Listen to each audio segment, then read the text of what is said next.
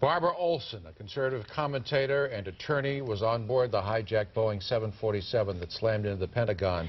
Olson somehow managed to get to a cell phone and call her husband, Solicitor General Ted Olson, that her flight was in the hands of terrorists. Tim O'Brien of CNN files this report.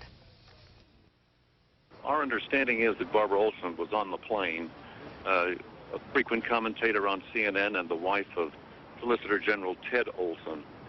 She called her husband twice during the hijacking to tell him the plane had been hijacked. And they lost contact once, and she called back. After the first call, Olson called the command center at the Justice Department to inform them of this hijacking, and they said they knew nothing about it but would track it down. Barbara Olson told Ted the following story, that all the passengers were herded to the back of the plane, including the flight personnel, including the pilot.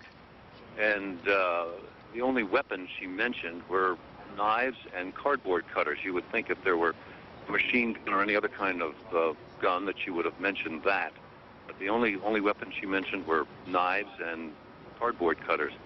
I asked Ted if she made any reference to nationality of the hijackers or any suspicions about the motive, and he said she made no reference to that at all. They didn't have a whole lot of time to talk. She said to Ted, "What do I tell the pilot to do?" Somewhat typical of Barbara, a take-charge kind of person. But there was nothing they could do, and they're all trapped in the back of the plane.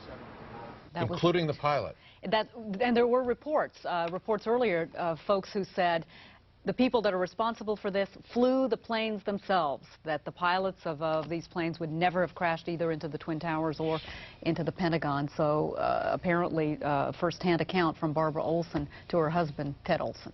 It really is chilling when you listen to that. All right.